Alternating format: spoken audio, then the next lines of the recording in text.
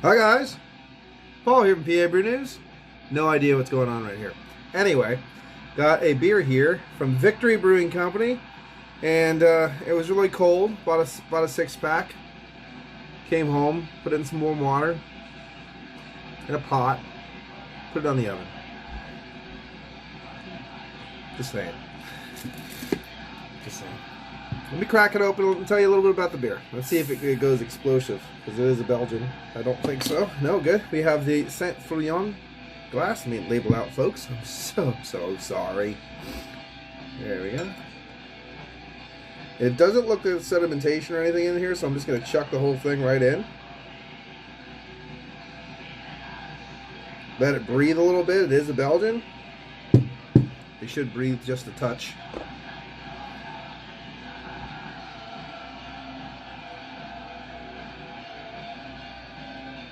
Looks lovely, doesn't it?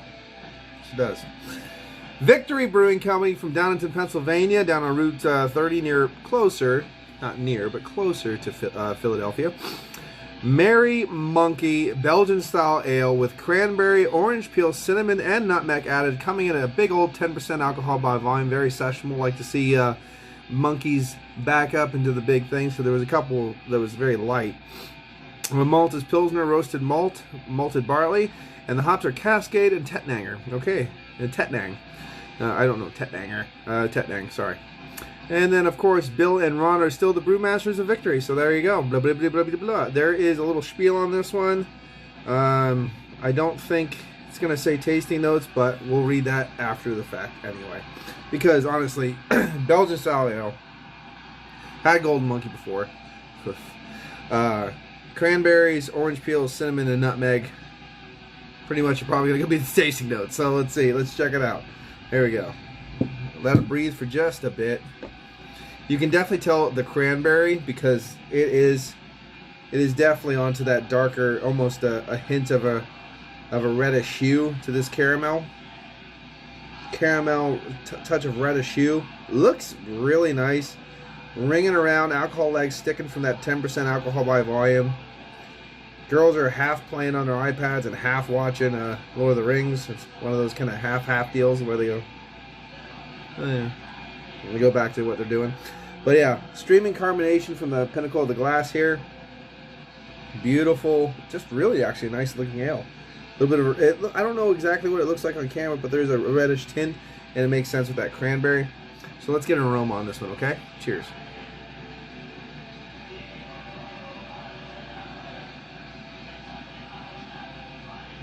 Okay, definitely has a little zip of cranberry tartness coming up. It actually does have a lot of nice wheat tones. It has that breadiness. It has coriander. I can definitely tell the cinnamon's coming up through as well. Cinnamon's playing really nicely with that tart cherry or cranberry. Cloviness.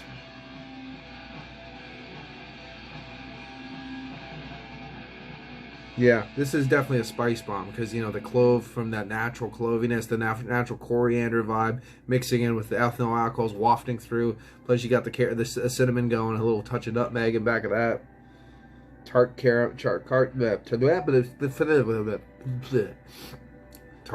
cranberry. I said it.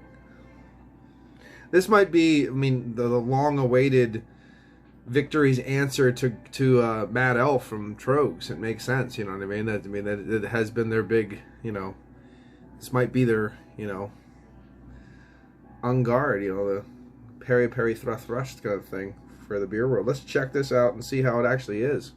Cheers.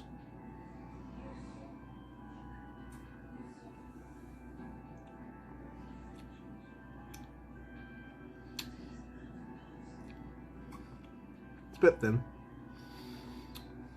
Definitely medium side of a medium body, tapering down to the low side of a medium body. Oiliness, nice oiliness to it, the beer too. Not too sharp.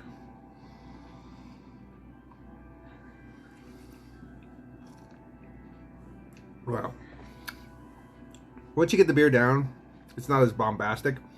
But man, there's a lot of, when you breathe it in and just agitate the beer in your mouth, you're just getting overloaded with all the spices. Man. Getting a lot of cinnamon. You're getting a lot of nutmeg.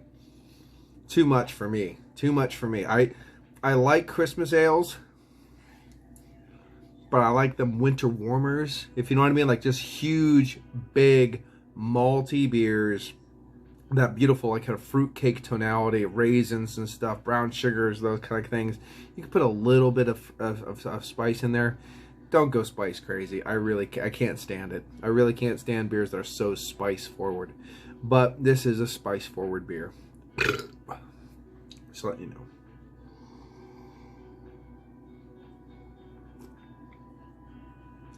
Whew, right through the nose. Woo! Right through the sinuses. Cinnamon and nutmeg, right through the sinuses.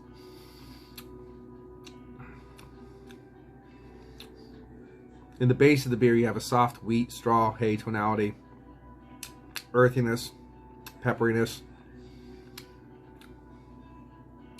Still got that kind of, I don't want to call it heat, but it's a very singular tonality coming from that cinnamon that's still wafting through the palate.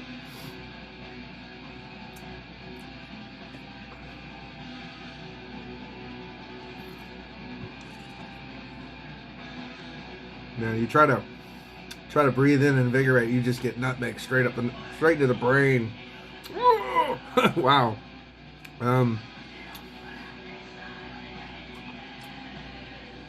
You can't tell it's 10%. There's too much else going on. You can't tell it's 10%. Cannot tell this is 10%. And I don't think letting this breathe longer will die down those spice tonalities enough to make it really palatable. Or, you know, easy drinking, other nuances shining forward as well as the spices.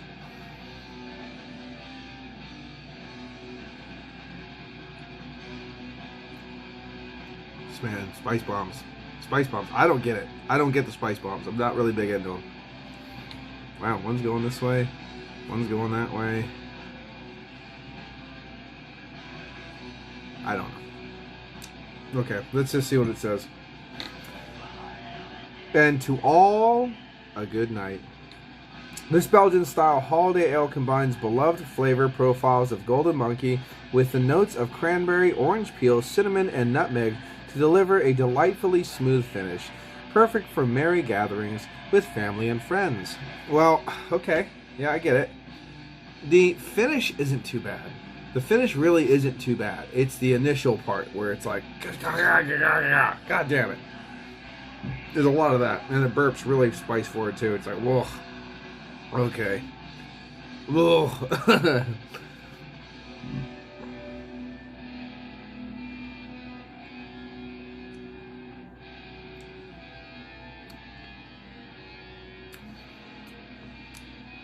It is, overall though, the malt base, the actual body of the beer, it's all light. It's really, really, really light. It's weird.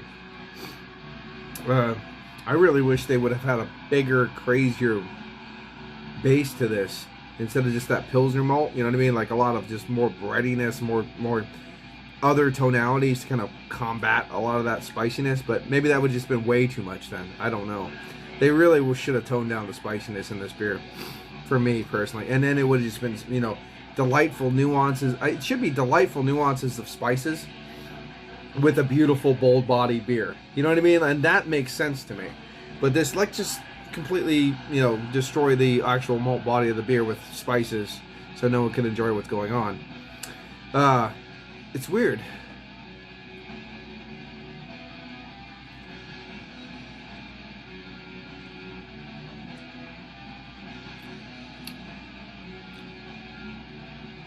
The cranberry is like one of those undertoned notes. It's really weird. The cranberry is actually mixing really well with the malt base. It's very smooth, very subtle. It's bigger in the nose, but and you can see it in the body, but it's very smooth and subtle in the malt base. It's just all those other spices are kind of going crazy. I'm not getting too much orange peel. I like when I get orange peel in beers, but I'm not really getting too much orange peel. There's just too much other stuff going on.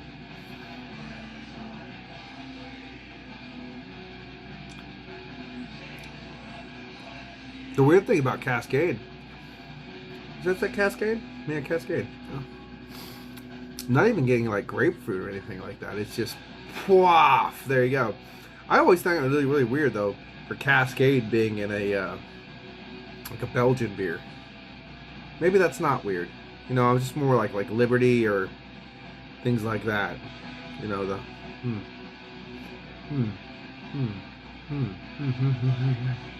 I don't know.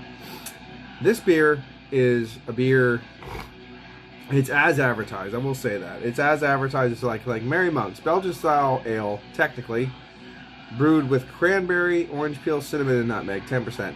So huge spice bomb, big ABV. Once you acclimate yourself, which I don't even know if you could, I can't. Not in one beer anyway. Packaged October 1st, Best Buy October 1st, 2021. And this is December 1st officially, so I figured I'd do this. But man, I'll tell you what, this is too much spice for me personally. Personal take, too much spice. If it was a nice blended, you know, a more, you know, understandable blended beer where the levels were better, you know, I mean, you can't equalize your beer, unfortunately, per bottle. That'd be nice. Let's see.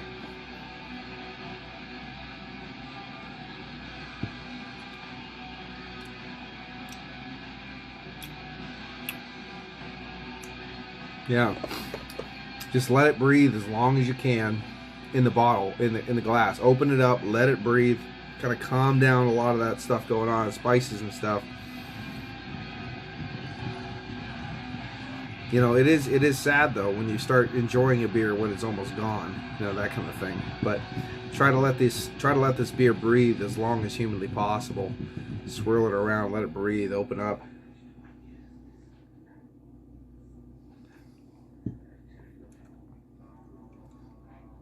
And then it gets a lot nicer. It does get a lot nicer. It's not so evasive. Like, oh, come on. First couple, man. The first half of this beer was like, every time you took a sip, every time you tried to like enjoy the subtle flavors, nuances, it's just, it shot rusted spikes of spice in your brain. So, like I said, you know, yeah, right. If you're going to drink this beer, you know, take a few first sips and kind of understand what I'm talking about. But then just kind of just let it to the side and just let it warm up more. I mean, it's already warm for me. But just let it breathe, swirl it around, drink something else, do it, and then come back to this one, you know. Unless you're okay with getting completely inundated with spice like that. I don't even like it in the burp right now. It's very spice heavy. Sorry for repeating myself over and over again, but I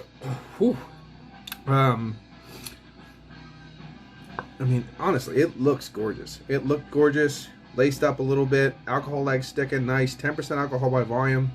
I can't swirl the fuck worth of fuck today. Excuse me.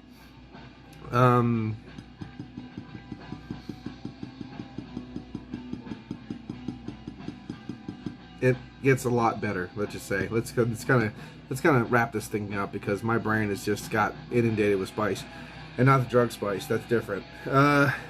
This, I'm gonna give it an 8 out of 10 because, you know, I do think it is an advertised beer. I think a lot of people would like it. I think a lot of people wouldn't like it, if you know what I'm saying. You gotta let this thing breathe. Let this thing breathe, okay? I mean, I could be completely wrong. Let me know your thoughts and opinions if you've had this beer before, if you're going to have it after this when you watch it. I just think letting this thing breathe and breathe and breathe, because the more you drink it, one, you get acclimated to it, but the other one, it does definitely seem a little bit less invasive after a while of just letting it breathe, swirl around the grass, open up, open up, open up, and open up. So I would definitely, if I ever had another one of this, perfectly fine having another one of these. Pour it out. Set it aside, drink another beer, swirl, swirl, swirl, drink another beer, swirl, swirl, swirl, drink another beer, swirl, swirl, swirl, you know what I mean? Like, the same beer. And then after about maybe 10 minutes, then come back to this beer and enjoy it, that kind of thing. Just let it do its thing. So, anyway, this has been Paul for PABrewNews. Cheers. Bye-bye. Watch that finger.